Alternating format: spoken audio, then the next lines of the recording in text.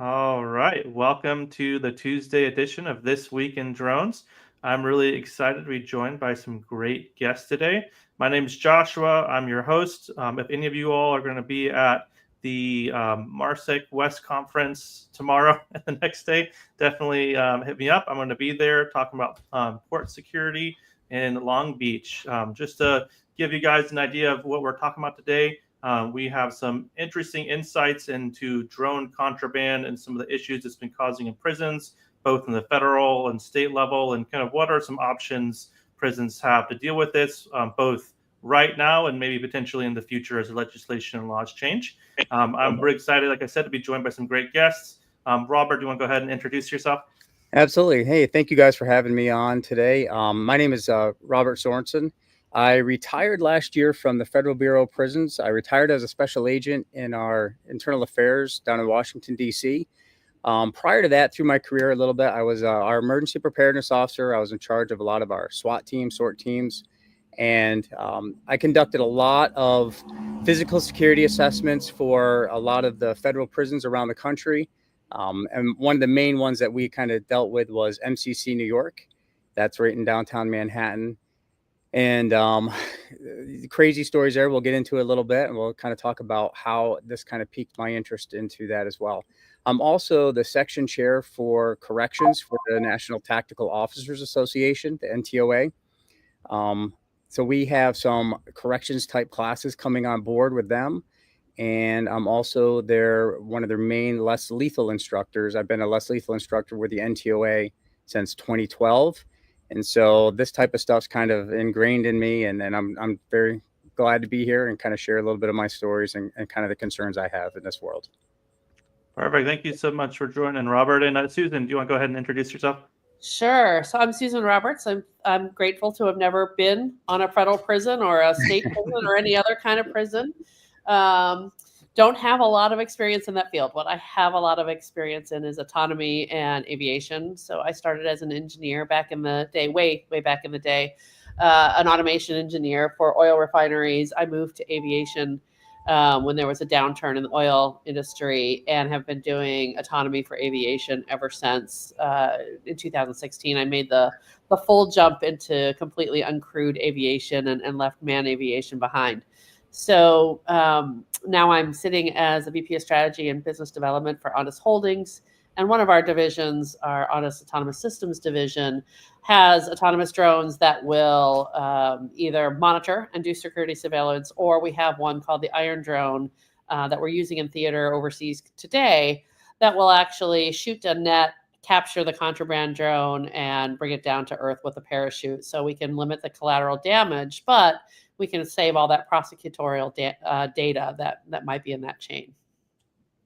Perfect. Well, thank you so much for joining us. And we may or may not have some other guests joining. So just more people pop on. Don't be surprised. Robert, before we started the show, you had mentioned just a little bit about the history of, how contraband and drones started. Particularly, I think you said New Jersey was kind of one of the first major incidents. Would you mind just giving us a little bit of background on drones and contraband, what that looks like? Sure. So I worked in the federal system, the Federal Bureau of Prisons. And I was, like I said, I was the emergency preparedness officer for USP Canaan. It's the United States Penitentiary in Canaan, Pennsylvania. So it's Northeast PA, right, or Scranton. So if you've ever seen The Office, that is real. A lot of those buildings are there, but that's the general area where USP Canaan is. So I was responsible for our SORT teams for our Northeast region, the Northeast region. And Fort Dix, New Jersey falls in that Northeast region. So I don't remember the exact dates, but I do have some pictures and stuff. And honestly, one of my main mentors in the Bureau, his name is Todd Craig. And Todd Craig was our chief of security technology and was really spearheading the Bureau's efforts to stop contraband, not only through cell phone contraband coming into the prison, but also drones. That was kind of a highlight. And so we have numerous instances of coffee table sized drones full of cigarettes. Cigarettes actually had a higher value inside the prison than drugs did there for a while, because all federal buildings went smoke free. That was years ago. So that really increased the price of tobacco products. And so tobacco was a big one to come in. I could buy tobacco on the street and it's not a felony, right? If I buy drugs, it's a felony. So I could buy tobacco, pack it up, and then send it in a drone and do that type of thing. So Fort Dix, New Jersey was a major, major, major problem because anybody could drive up to that facility and do a drone and kind of drop that contraband in. So that was one of the main issues and main facilities that we really had problems with was Fort Dix, New Jersey. We were also responsible for MCC New York, and that was located in downtown Manhattan. Our SWAT team was called out to go there and do like a mass shakedown for contraband. That's the same facility that Epstein was at. So everybody knows where that is, but it's since been closed down. And we got intelligence that there was a gun that was smuggled into the facility. And never in a million years did I think that was even possible or feasible. But during that exercise or that train, or not really training, but that time that we were searching that prison, we found a Derringer, a 22 long rifle Derringer inside of a cell, loaded with, I think it was 5 rounds of 22 ammo. Unbelievable to me that could happen. And while that was happening, little DJI drones would come and kind of be outside the window of that high rise. And so they could actually see kind of what's going on inside. We could see those drones, but we couldn't really do anything about it. And so that's really why contraband's a big thing for me. We've always set up fences to keep stuff out, and we do a really, really good job of keeping people from coming over or throwing stuff over the fences, but we don't do a good job of coming up from above. And that is a major, major issue now. And just like Susan was talking about, a lot of the information, a lot of the intelligence, because we work hand in hand with the FBI, any kind of forensic data that we can get from cell phones is a big one. We get a lot of intel from cell phones if we can get those, and then drones. We can get a lot of information from drones as well. And so that's a big concern for me, is staff safety and making sure that that contraband stays out where it needs to stay out. And drones makes it so much easier to have that happen. So there has to be something to help us mitigate that and stop that, and then prosecute those individuals that do it. Yeah, I know one thing you had mentioned is that training is really important. And I think in these conversations, we can kind of be aspirational about what are the options. And I think Susan and some of these technologies around maybe even capturing the drone versus destroying it, give some options for mitigation potentially. But, even putting that aside, what are some of the things that, the corrections facilities can do to prepare their staff for drones? And like, what are you seeing as far as training to, anybody right now can actually do this to, make their facility safer? So that's a great question. Thanks for bringing that up, Josh. I'm a big proponent of training, and I think that, and one of the quotes that, and I wish I could steal it, but I'm not going to steal it. A good friend of ours always says that you don't rise to the occasion, you fall to your level of training. And that is so true, that everybody thinks that when really bad things happen, that you're automatically going to be able to, cream rises to the top, and you're going to be able to fight like Jason Bourne and shoot like James Bond. And that is not true. That doesn't happen. You fall to your lowest level of training. And technology is a wonderful, wonderful tool, but that's all it is a tool. And if you do not train with it, use it correctly, stay up to date on how it functions, you're really, really not doing yourself any favors. So training is a big part of anything that any type of correctional facility needs to add into their mitigation policies. One of the tools that I've been working with is a company called Robo Rounds. Robo Rounds makes a 68 caliber, which is your pepper ball type projectile for drones, but it's all about how much of those balls I can put into the air to knock down that drone. It's a low collateral damage round. If that ball hits me, it's not going to put a hole in me like a shotgun round would. But there has to be training with that, and it has to be a multi-layered approach. There's not just one tool that works for every single problem that's out there. So training is a big thing for me. I totally believe in that. Yeah, I'll add to Bob's training comments. I think that one of the big issues that we've had in the United States when it comes to using drones as a counter mechanism is that we haven't been regulatorily allowed to deploy them, right? So we have lots of experience overseas in taking down intruder drones. We have lots of experience in identifying intruder drones, but we don't have it here. I don't know if you guys were listening to Secretary Duffy this morning, but it looks like Part 108 rules are out, the proposed rules, and it does look like, I haven't read it yet, full disclosure, it does look like we're going to get some relief and being able to declare critical infrastructure sites no-fly zones. Don't hold me to it because I haven't read the document yet. If we can do that, we're halfway there to saying, now we know that any drone flying over it, except for the prison's drone, the drone that the prison deployed or the fusion center down the street deployed, is a rogue drone. It's not supposed to be there, right? So it's inherently bad.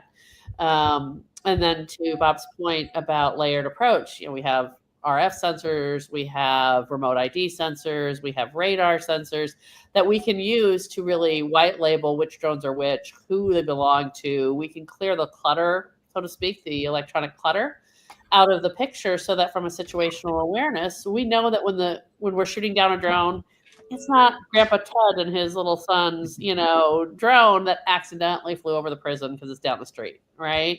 We have a pretty clear sense of who the bad guy is and what we're doing. And so I think that enabling this ability to capture the drone, in our case, where we have a net, or to shoot down the drone with a low collateral effect, is going to be really crucial. And I wanted to ask Bob a couple of questions about the contraband. So you started with cigarettes and how cigarettes are a contraband issue. And, yes, my mom told me not to smoke, right?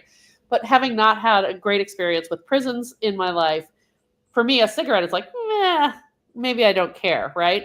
Tell me why a simple cigarette becomes such a big problem in a prison and why you would want to spend an enormous amount of money or some amount of money to keep even cigarettes out of a prison.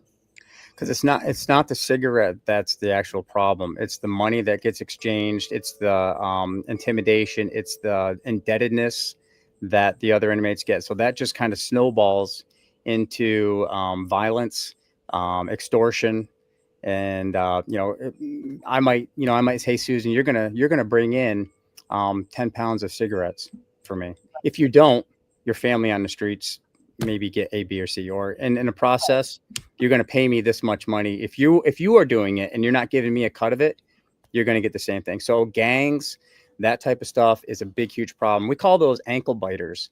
It's Okay. not so much the cigarette. It's not so much of the inmate not making their bed. It's if you allow the bed not to be made, if you allow the cell not to be cluttered and not have good organization, it's those little things that snowball, those ankle biters. If you can't do the little things, you can't expect people to do the big things. And that's kind of how it snowballs a little bit. That lack of discipline snowballs into a very Absolutely negative power structure, which becomes, I would imagine, a public safety issue, not just for the prison ecosystem, but for the neighbors around that prison. Absolutely. And inmates, respect is a big, huge thing. And if a staff member is compromised or a dirty staff member, that causes so much other issues for all the other staff members in there for their safety as well. It's kind of hard to explain a lot without going into a big long diatribe, but one bad apple causes a lot of other problems. It might cause some friction between two gangs, and I might just be the poor officer that takes over the next shift and is now caught into that collateral damage of that problem. And so that type of thing happens from time to time. And so that little cigarette or any type of contraband, cell phones is a big one. Cell phones is a big, huge problem. And drones, that's one of the big things that they've been dropping off is cell phones, SIM cards. Yeah. Those types of things. We had an officer in Puerto Rico, Officer Osvaldi, was our special investigative officer. And he was cracking down on a lot of the drugs and a lot of the gangs and a lot of the contraband, a lot of the drones type stuff that was happening. And inmates had a cell phone and was able to let the gang on the street know when he was leaving work, and he was shot and killed on his way home from work. And so that's a big problem. That type of stuff, unfortunately, happens. Right. Yeah, you need that's tragic. Sorry, Yes. go ahead, Josh. I didn't mean to step on you. Yeah, no problem. No, it's a conversation. I'll just jump in it when we can. No, but yeah, one thing I was curious about was kind of the risk side to the officers, because I know obviously you guys are tasked with protecting the inmates, but really, also the officers. I mean, they're at a large risk, like you said, that officer was killed. Has the advent of this drone delivering contraband, now particularly when now they're delivering weapons, created issues, potentially insurance, maybe insurance going up on the, for insuring officers, or having to carry more liability because there's a greater risk to officers? Or I guess how's that side look as far as the liability goes to, protecting the officers? I can't really speak to that, but honestly, I haven't. I mean, we all, we carry, health insurance. I don't see that as gone up at all. I don't see a liability type thing going up. I've not been witness to that, or I haven't seen that affecting that. It more so kind of disrupts the good orderly running of what's going on. And it's the other things that snowball from that contraband once it gets in, whether a staff member brings it in, whether it's sent in through the mail. Any type of contraband causes issues. It's the same thing when staff members are compromised and unfortunately have relationships with inmates. There's another inmate that maybe I want to have that relationship with him or her. And so now there's all kinds of problems. I'm going to tell if you don't do this with me. So it just is a bad all around, and contraband inside prisons is horrendous. That's why they do mass shakedowns as much as they do, to try to control that. We have metal detectors coming into the prison, but we don't have metal detectors going over the prison. And so that's a big problem. And then with the drones being as cheap as they are and as easy they are to fly over, drop stuff, 3D print, the claws that drop stuff, we have to be able to mitigate those. And to Susan's point, we have to be able to collect those so we can prosecute those individuals. There has to be some type of accountability for that. That's what stops crime. And honestly, criminals, they only understand fear and violence. They understand consequences. If there's no consequences, they just keep doing what they're doing. And contraband is a big issue that we face inside of all correctional facilities, not just the federal system. It's rampant in a lot of the facilities that we need to stop. Drones makes it a lot easier for me to stand away, a mile away and fly a drone over under the safety of, right, not being caught per se. Yeah, and I think that we would be in a position to place the drone box, a mile away from the prison, and put you completely somewhere else, so that, to your point, when somebody says, I know where the drone pilot is, they're not coming for you just because you happen to be flying the drone. That can be a more protected site for you that we wouldn't put people in danger for. What's the legal liability for somebody who's flying the drone? Have you seen a lot of prosecution, kind of to Susan's talk about how maybe you can identify having an aerial overwatch drone might give you better visibility of maybe the drone pilot if they're near to the prison. But if you do catch them, what's the next step for that? Are there currently laws in the books for prosecuting those folks, or is it difficult because it's hard to know were they actually the drone pilot, or maybe were they flying a different drone, and actually getting that trail back to them, or what's that piece look like? So back to my mentor, Todd Craig, who is our chief of security technology. Todd was instrumental in helping draft and write the Emerging Threats Act. And that really specifically looked at the Department of Justice and the Department of Homeland Security and allowing them to take their drones out of the sky if they need to. Now, there's certain steps that you have to take with those.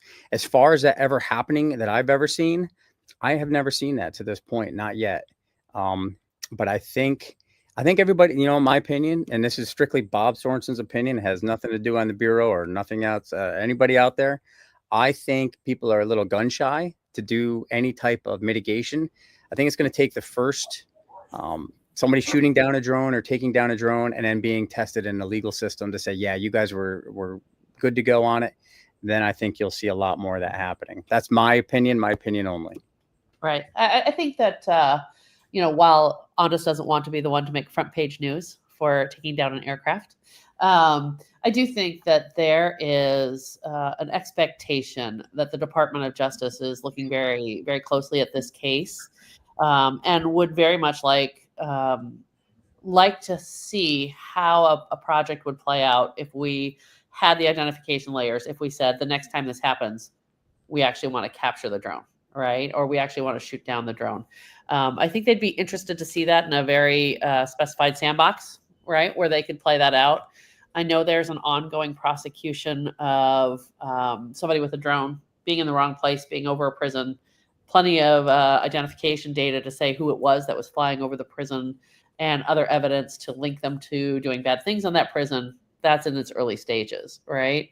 And our law system being what it is, it's based on case law, right? So without some sort of exception from the administration branch, the executive branch, we are really on a hold pattern of not being allowed to move forward. And I don't know that the FAA is going to say, yes, recategorize a drone that's flying over a prison to not be an aircraft just because it's carrying contraband, right?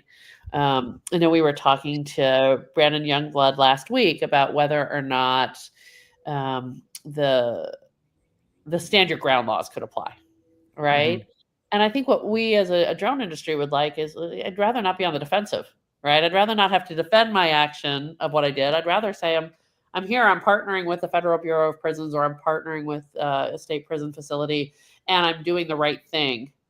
And I'm using a use of force law, just like most police departments or most officers have some adjudication that says, this seems like a valid use of force. Yeah, and it's interesting too. I think actually we had a question I can throw up on the screen. Is, what's it look like? Even you said that the federal prisons likely have some leeway with taking down a drone, but state prisons are also having this issue. What do you see as, is there some extension of that federal ability to maybe mitigate drones passed on the state, or are the state prisons really just, don't necessarily have any help at this point unless the law changes? I think they pretty much are don't really have any help right now until the law changes. I do believe that authority was given specifically to DOJ and DHS. I do know, like tribal and state, there are numerous pushes for them to have that same authority. And I think we're right there. The problem is when the law was written, back in 2018, maybe somewhere in there, right, Susan? Somebody Yes. can correct me if I'm wrong. But when that law came out, we're not at the technology we're at today. The technology is going faster than legislation can keep up with it. And so unfortunately, I think that they're going to have to get a lot faster in the legal side of the house, because what we've seen in Ukraine, obviously we're not seeing that here yet, but we will. Right now, they're slow moving drones with contraband for prisons. But what's to say our most secure prisons with some high profile individuals aren't targeted like they are in Ukraine? That can easily happen here. So I think the legislature has got to have to start working a lot faster to keep up with the technology. And right now, I don't think there's any amendment for state or tribal facilities.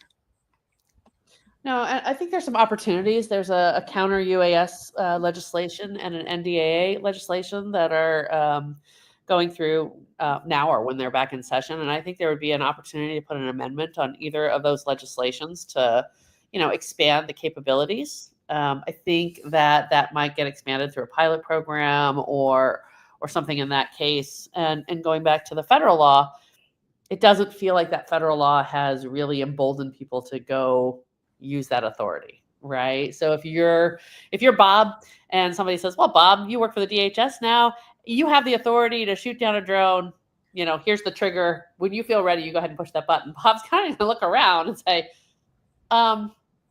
is my company taking on the liability? Am I going to be hiring the lawyer to defend myself in federal court? So, being the first one here is totally scary as an individual. Maybe it's not scary for the broad organization of DHS, but it looks really scary from an individual point of view.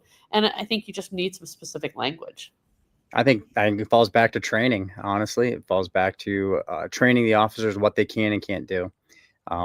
That's one of the big things that we always teach is if you're going to get in trouble in law enforcement, it's going to be a use of force type incident, right? It's going to be an excessive use of force or something. The majority of the time, that's where most officers do something based emotional. They do something when they're upset or emotionally charged, and they fall into that use of force. And I think if you cannot, like I said, if under pressure, if you don't rise to the occasion, you fall to your level of training. And if you don't train Graham versus Connor and understand the 3-prong test and when I can use force, when I can't, under stress, do you think you're going to be able to make good decisions? Probably not. So I think training is a big, huge aspect of anything that we decide to do, and that should be incorporated in there. So, given the current limitations of the laws or use of the laws, I guess, how would you train? How would you train any individual in the prisons to shoot down a drone? First off, I think you need to let them know what they can and what they can't do, because there's so much confusion out there what Title 18 actually lets you do, right? Is it Title 18? Yep. Yep. So there's so much out there. We think we know what it says, but what can I really do? What can't I do? So I think that's the first step, is understanding what I'm allowed to do and what I'm not allowed to do. What are the steps I'm supposed to take? What are the steps I'm not supposed to take? Number one. Number two, whatever system you have, for the robo rounds, for example, it's a 68 caliber pepper ball round. Pepper ball actually manufactures them. Pepper ball is the one that does it. And so all the federal prisons use pepper ball launchers. So we already know the weapon system, the launching system. But if I've never shot birds or clay pigeons, do you think I'm going to be a very good shot? So that's the type of stuff that you have to incorporate a training regimen in that. But I do think very rarely is there going to be anybody out there with a pepper ball launcher sitting in a tower waiting for a drone to come over, right? That's just probably not realistic or not going to happen. So that's where that multi-layer approach has to come in. It needs to be automated, or it has to have detection, like you're talking about, Susan. There has to be some type of detection out there that can identify it, and now I can go ahead and do what I need to do. So that's the type of training stuff. How does my equipment work? What am I allowed to do? What am I not allowed to do? And honestly, we make good decisions when we understand and when we know what we're supposed to do and when we're not supposed to do. That's where most officers fail, is not knowing. Sure, I think I know. You think you know. How confident are you that the detection equipment is telling you this is definitely a rogue drone? How confident are you that you're allowed to shoot that down? Where are you allowed to shoot that down? Whether it's in the prison yard, outside the prison yard, on top of the roof, whatever, right? I think all of those need to be worked out on a per location basis. I think that's the key there. You have to understand the landscape that you're in. There's so many different political spots around the world, and the pendulum swings. You might have a sheriff, you might have a chief of police, you might have a warden, you might have a governor, you might have the president of the United States that wants to do it this way today. Tomorrow it's going to be something different. So whenever I teach my classes, I always draw a box on there, and we operate inside that box. Right. And through my 27 years of career, that box never stayed the same. That box changes size. And so I need to know the law, right? That's my foundation. I need to know what the law tells me I can and can't do. My policies and procedures are going to be walls of that house. Those change a lot depending on who's in charge and when they're in charge. So you have to know those types of things of when I can do, when I can't do. And if I'm operating inside the box today, I might get somebody in here that wants to do a different policy. And if I'm not being smart and being up to date on stuff, now I'm operating outside of what I can do and what I can't do. And so training is essential, and being a student of what you can do and not do. I think that's a really good point. And I really like what Susan and you have been saying about the layer detection piece, because I feel like any future mitigation is going to have to be built on that layer detection, remote ID, RF, radar, active and passive detection. What are you seeing? And obviously, there's some, all prisons are secure in there. I'm sure that every day they're adding more. Have you seen a pretty significant uptick in people creating those layer detections at federal facilities? Because I do know that many state facilities have started to pretty actively do that. Or is there kind of a hesitation in that if we can't mitigate, then we don't want to invest the resources into detection? So I have seen numerous layers. And like I said, this is all, I don't want to say it's two-dimensional, but when you look at contrabands inside of a prison, there's only a couple ways that contraband can get inside of a prison, right? Like if you think about 20 years ago, it'd either be a staff member bringing it in, a visitor bringing it in, or mail coming in through the mail, right? Packages. Other than that, contraband inside of a prison is pretty limited. It might be deliveries, dirty deliveries, stuff like that. But anyway, that's all coordinated. But my point is we started adding metal detectors to cut down on the staff members bringing in things they can't bring in or shouldn't bring in. Scanners that would scan the bags of the officers. I know numerous state facilities, they don't allow the officers to bring anything in. Everything's inside their locker, inside the secure confines of that institution. Once they go through the security gates, everything's in there. Their lunches, a lot of state facilities don't allow officers to bring lunches in. They have to eat in the cafeteria there. So that's one layer to stop contraband. Another one is the fencing. There's different layers of fencing depending on the level of institution that you're at. Penitentiaries, the fencing is insane. We had a lethal fence at USP Canaan. There's numerous penitentiaries that have a lethal fence. If I touch it once, I'm going to go ahead and get 50,000 volts, and then it flips to lethal. I touch it again in 15 seconds. That's the electric chair. That's a layer of defense. We also have, I know Todd Craig put in at Fort Dix, New Jersey, because we were having people go up to the fence in Fort Dix, New Jersey, and they would have a ball or have a football and pack it full of contraband, and they would throw it over the fences to the inmates. They could do that back then. So one of the defenses that he put up was a thermal fencing. You can put thermal up. So you can actually see people coming up to the fence, and that would alert the perimeter officers. They can see that, and then they can go ahead and get there. So that was another way to layer. But with the drones, we have zero to bring anything over the top. So everything around the fence, through the fence, we're pretty good at. We're not too bad. We still get beat, but we are still pretty good at it. Coming over the fence, that's a different ball game. And so we don't have a lot of tools to help us mitigate that, whether it be detection, actually shooting them down. We're getting there, but it's not there yet. And I think that's one of the main issues. That's where a lot of this contraband is going to start coming in. And it's so easy to drop weapons, guns, that stuff. I can't believe we haven't seen more of it to this point. Right now, it's just been the drugs and the cigarettes and the cell phones. But who knows? I never in a million years did I ever think I'd find a gun inside of a secure facility. And we sure did. So. Do you believe the reason that prisons have not been engaging, though, in that layered drone detection piece is because there's that tension of, or do we want to make a multi-million-dollar investment in the detection equipment if we can't mitigate? Or is it more just they have, it just takes a little while for people to start getting the pieces together? What do you kind of see as the hold up on that, at least the detection side? I think a lot of it is reactive. I think a lot of it is they don't want to spend the money until, unfortunately, you see it in everything, all aspects of everything that we do. It's all after something happens. Then we go ahead and try to put a Band-Aid on that big, huge gash that we have. Well, maybe if we didn't get cut in the first place, we wouldn't be bleeding, right? We wouldn't need the Band-Aid. So I think a lot of it boils down to money, especially when you start getting into states and counties. They don't have the funds that the federal government has. And so those type of things, it's a major issue to, and these things aren't cheap. These mitigation systems aren't cheap. And I think everybody's kind of holding their breath and hoping it doesn't happen here until it does. And I think that's probably one of the big things. I always sell training as insurance. And you got to out-OODA loop. You got to outsmart your administrators a little bit. And nobody wants to spend the money, but everybody understands liability and everybody understands insurance, right? I hope I have to have car insurance. I hope I never, ever, ever, ever have to use it. But if I get in a car accident and I need to call my insurance company, I'm sure going to be grateful that I had it. That's how we got to sell training. That's how we got to sell drone mitigation as an insurance policy to these facilities. Boy, I sure hope we never have to use this really expensive system. But boy, if we do, and we stop one gun or we stop one person from getting hurt, and it was worth it. I don't care how much it costs. If we save one life, it's worth it. Yeah, that's how we got to start selling it.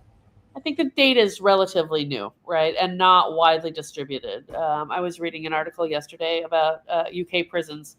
They had a 44% increase year over year in drone counterband deliveries, right? Well, did it go from zero, 3 years ago because they had no data, right? And so as this market for drones just proliferates incredibly over the last, shall we say, 10 years, regulations haven't caught up, processes haven't caught up, training systems haven't caught up, and really knowing what kind of problems you're having, right? It could just be that you're being monitored, right? It could be that, they're not delivering anything, but they're taking some other data out, right? And what use is that data? I don't know yet, right? But it's really not very peaceful to think about somebody just kind of watching your prison systems and figuring out what your routines are and what the ebbs and flows are on that installation. It's just not healthy. Yeah, it's definitely intelligence gathering that they're doing, and there's a lot of notorious inmates around the country, and you see pictures of them all the time. So there's a lot of that. Maybe it's not as nefarious as bringing in contraband or anything like that, but those people just want the picture of that famous person on that prison yard. Yeah. So that stuff is not good. But in the process, you can also get a layout of the fence system. You can get a lot of those security things that we have in place that you just can't see with the naked eye, but from above, and you can really kind of see the weaknesses in some of those areas. What do you think I guess this is maybe more of, I know that in like even the cartels are starting to do more of those, drones dropping grenades. You see that all the time in Ukraine, the Middle East.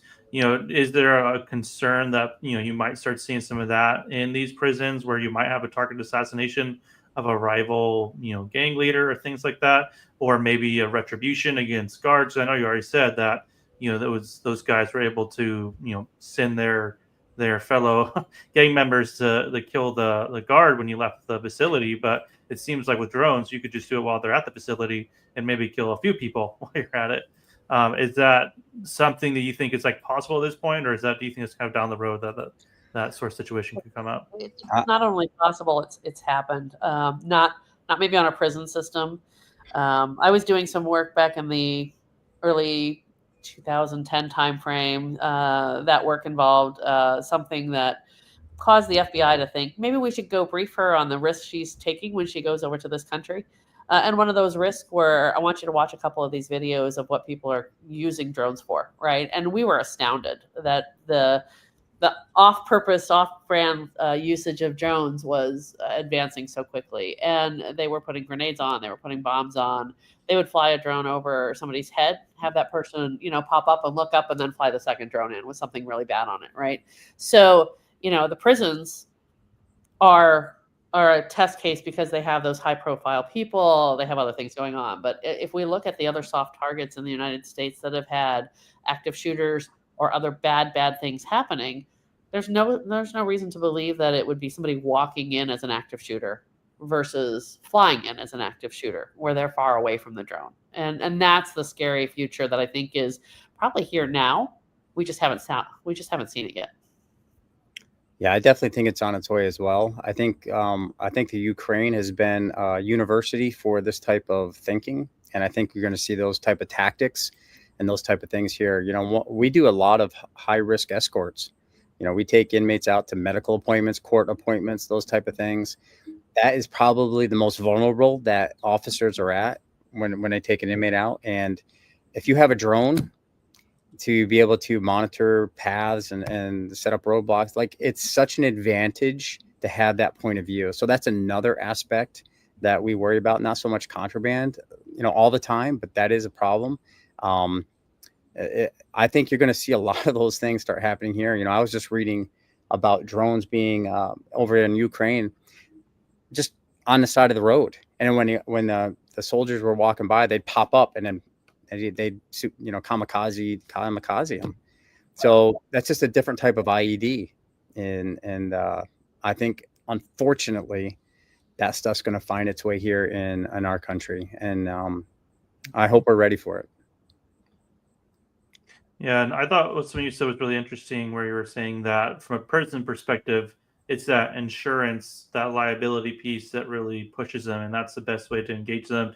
And obviously, human life, there is no value you can put to it, right? I mean, it's most precious thing. You do whatever you can to protect it.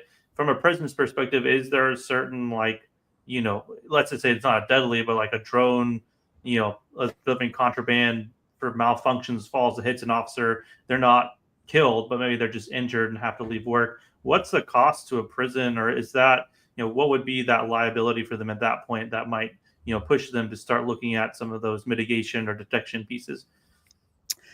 I don't, that type of thing. I mean, obviously it depends on how bad the officer was injured. I don't think they look at it that way. I think they look at it more of news clips liability, if you want my opinion.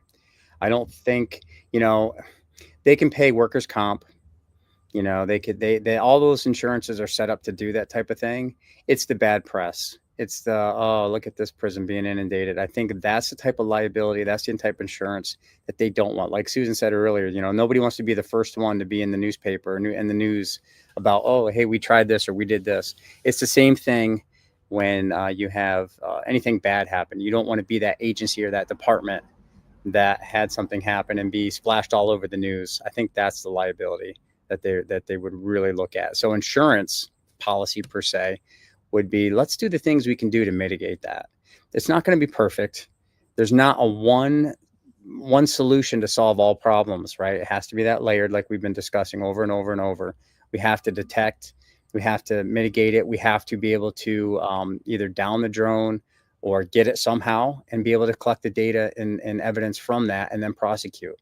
There has to be that coordination between the prison itself, the outside law enforcement that's going to do the prosecution, the United States Attorney's Office, those types of things. That we all have to be working on the same page. And so training and that stuff has to be incorporated with those assets as well. That's my opinion. Yeah, I agree. And when we're talking about coordinating with the prosecutor, I think there's a lot of electronic data that we're going to be able to do. There's a lot of video data that we're allowed to provide, right? And when you establish that chain of custody and you data tag it, that should build a pretty compelling policy or practice to take to the grand jury and to get convictions, right? Probably better than a visual. Oh, yeah, I saw that drone come over and this is what happened, right?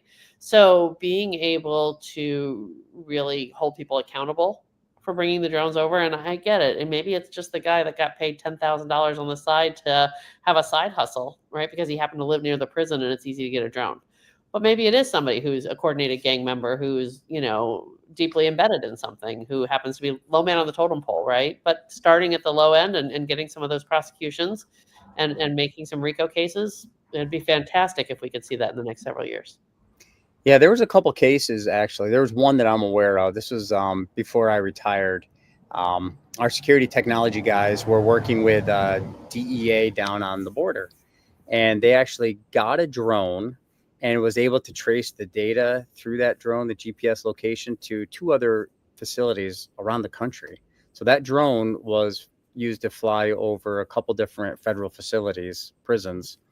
And so they were able to put a case together with that. Just the information that they got out of that, it was pretty wild to actually hear them. Yeah, I think it would be kind of interesting, just to kind of, as we're kind of getting towards the end of the show, last 15 minutes or so, to talk about, obviously we're not lawyers, we're not giving legal advice, but what are some of like the next steps towards what mitigation might look like now that might be legal, or maybe in the future what might be legal? One thing, one of our friends of the show who sadly couldn't make it on, he's a lawyer dealing with aircraft and things like that, and he sent us over a document that he highlighted. This is Pennsylvania law, so it might be some, if you were, since you were ran the prison in Pennsylvania, it might be some you're familiar with. But one thing he highlighted, which I think was interesting, is that when you're looking at use of force for self-defense in particular, there is, and I won't read the whole thing, but just to kind of summarize it, a warden of a prison does have the authority to use force, like essentially have the same right of self-defense when he's protecting a prison, and not just a prison, but also the discipline of a prison. If I can kind of zero in on that, so you can see the discipline and safety of others, inside their facility. And it talks about how the warden would have that authorization to use that force. So it's really interesting, and that's at a state, right? That's not the federal government, the state. It seems like there could be a case for that self-defense, even for a state prison, if it doesn't even say a deadly force, right? It says, sorry, just to highlight it again, the safety or discipline, right? So that's what you were going back to about the broken window. One cigarette leads into a whole lot of other issues. Do you think, and obviously we're not saying go out and do this, but could there be a situation where a prison could do that and potentially mitigate a drone, using that defense? Absolutely, 100%. In my opinion, like I said, I'm not a lawyer, but 100% agree with what he sent you and what's on that screen right now. It's kind of the same principle. If you have somebody driving a car, right, a police officer on the street, and somebody is driving a car, are we allowed to shoot cars just to stop them? Most states probably not. There's some Wild West states out there that may or may not allow that, but the majority of them aren't going to allow you just to go ahead and shoot at a moving vehicle, right? Now, if that moving vehicle is coming directly at me to protect myself, am I allowed to shoot that vehicle? Absolutely. And I think this kind of falls under that same type of box a little bit. But wardens also have the ability to maintain the orderly running of a prison. You can't just let inmates have a food strike, right? You can't have inmates do a work stoppage or those type of things. That's not orderly running of an institution. That causes riots, that causes other bad things to happen. And so what you're highlighting there, I think, falls 100% in line to that. Yeah, it is really interesting to see. Like, I think what Susan said earlier, nobody wants to be the first one to do it, but it does seem like there is some of that justification in place. And Susan, I know what you guys are doing is kind of that interesting, like halfway. You're not mitigating the drone, you're capturing it. Maybe you can kind of tell us again, what that looks like as far as not necessarily being a mitigation, but more of a capture when it comes to capturing. And again, this is, if it's something that you don't want to discuss, that's fine too, because I know you're not giving legal advice, right? Oh, you're muted too, Susan. Sorry. Sorry, my dog was having a moment. So not a lawyer, not legal advice. So Part 18 says, you can't interfere with an aircraft. And then there's a drone law that says drones are aircraft, right? So my loose interpretation of that is if I were to capture an aircraft in a net and bring it to the ground, I've probably interfered with its operation, right? So when I look at what we do with our Iron Drone system, our Iron Drone system has a box. You can put 3 to 5. Well, let me say our engineers say 5, our marketing people say 3. So it's somewhere in between there. Put 3 into the box and you can shoot them out one after another, right? So every 30 seconds, you can shoot one out and then you can restack a bunch more. They fly, they triangulate with the help of radar where the intruder drone is. And then when you say, yep, that's the intruder drone, go, you can push the button and you can shoot the net and deploy it. So in our scenarios that we're talking about operationally, we say, well, let's shoot all 3. Let's have one follow the drone. Let's have one take a picture of the thing that's following the drone. And then let's have one go out and find out where the pilot is standing and follow the pilot back to their car. So we can use some facial recognition. We can get a picture of their license plate, right? We can have an entire picture of the operational theater over the prison of where the contraband drone is flying in, what it's doing. If perchance 3 or 4 drones come at the same time, yes, we could use all 3 drones to go take down those drones. Now, 3 of those would be with nets. Would we have the permission to use the fourth drone from our system to kamikaze something and taking it down? Well, I guess it would depend on how big of the threat was, if we could quantify that threat and what operational experience we have, right? So I think what we're trying to build in a pilot program is a case that says, here's the data that they're intruder drones. We'll do a simulation that says, yep, we would have shot this down. Does everybody agree, and a hot wash that was an intruder drone and that we would have been right in making that decision to shoot it down? Does everybody agree that when we shot it down and the parachute deployed, it wouldn't have crashed into a window or it wouldn't have done damage? Because we can be a little bit selective about where we hit the target button, right? And what the keep out zones look like. And then where all that prosecutorial data goes, right? So as we've gathered all the visual video data from this system of deploying three drones, how do we timestamp that? How do we get the data over to the prosecutor? How do we build that story that is factually correct, right, as a prosecutorial chain to make it easier for the prosecutor to get their job done, right? Because if it goes and all that data sits in, terabytes of files and you can't access it, it's not going to do anybody any good.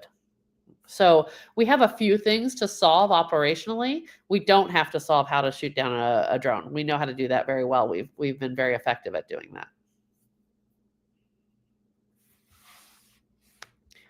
Yeah, and I guess the ultimate challenge with all of these hypotheticals is that, like you said, it's still like an aircraft according to the FAA. But I don't know, Robert, again, you're not like a lawyer and an expert in this piece of it, so it's more just hypothetical. But are there situations where like a police officer or a warden could potentially take down, like, maybe not like obviously like a huge aircraft, but if a Cessna or there was like a small aircraft that was flying over a prison or something like that, are there situations where those could be mitigated, or is that outside of any kind of police jurisdiction mitigating any kind of aircraft like that? Well, all kidding aside, I've never been in our armory. I don't think we have any Stinger missiles in there per se.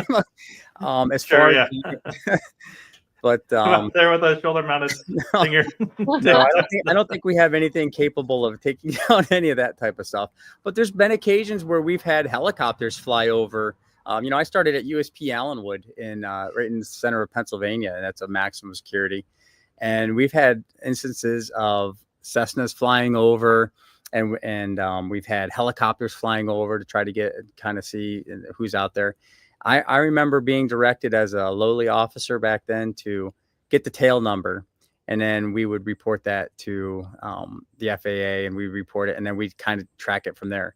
But as far as any other type of mitigation, that's probably all that we would be able to do with those types of aircraft flying over.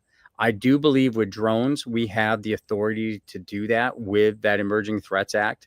I do believe that the self-defense thing that we're talking about here also gives me justification to do that. So me as an officer and me as a training person, I would feel comfortable citing these laws, and then I would also be comfortable being able to justify why I did what I did when I did it. That's the main thing, is you got to be able to talk about why I did what I did when I did it. If you can't do those things, then you don't need to be having those type of systems in your arsenal. So I think that's the main thing in there, and that goes back to our training talk. Our conversation is we need to know why we're doing what we're doing when we're doing it. And if I don't understand this law and I don't understand what I'm allowed to do, then you're going to be gun shy. That's one of the big things you'll see in law enforcement today is, why didn't the officers shoot sooner, or why did they shoot so fast? It's because they get what's caught in a bad OODA loop. They know they should do something, but they're afraid to do it, maybe because of public perception, or political perception, or those type of things causes those hiccups in our thought process. And so those are a training thing that we have to kind of work through. And that's where I see us kind of running into trouble. Yeah. But I think we have the ability to do it, Josh. Yeah, I think what Susan ultimately said is having that custody chain of evidence is what you really have to do to prove what you said, where it's like, here's the legal standing I have, here's a chain of custody proving that I was, doing the right thing at that time. And then that seems like the best case for overcoming those other, the FAA's, dislike of having things mitigated in the air. And then, when we talk about using force, there's that the 3-pronged test of Graham, right? Is, what's the severity of the crime? I can't say for 100% surety anymore that drone is just going to be dropping contraband. It could have explosives on it. I don't know what the end result. So the severity of the crime, I don't know. What's the threat to the officers? I don't know 100% that that's not going to harm somebody or kill somebody with the capabilities that these drones have nowadays. So I think, is it trying to actively escape or evade arrest? Well, yeah, they're trying not to get caught, right? So when you look at the 3-pronged test of Graham, where you can actually use deadly force, does it meet those 3-pronged? I think you can justify why you did what you did when you did it. And that's important, that the officers and we know what we can do and what we can't do. And I think with the drones and the technology and what we're seeing in Ukraine, what we're seeing in Europe, what we're seeing in South America, what we're seeing on the border with the cartels and how they're using drones, it's not as innocent, if you will, of just dropping contraband anymore. I think they had the ability, and I think we're going to see a lot of more of that, where it's going to be a lot more dangerous and a lot more damaging effects of drones in prisons. Definitely. Before we have about 5 minutes left, Susan and Robert, do you guys have any kind of last thoughts before we kind of land the plane, as it were? Yeah, I think for us, we're excited. The new administration seems to be leaning in quite a bit to enabling operations. We had a really good news conference today to enable all kinds of different things. So I'm optimistic that the pace of the industry will change dramatically from an enablement standpoint. I also think the technology is there, right? So in the last 5 years, the technology has advanced 100-fold, right?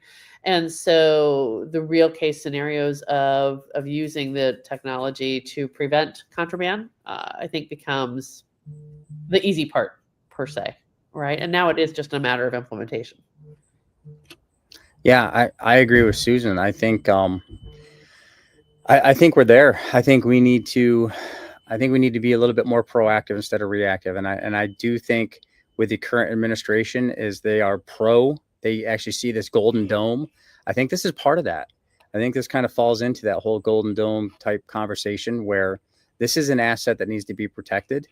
And there's a need for it. And I think the current political landscape lends more so to doing something than not doing something.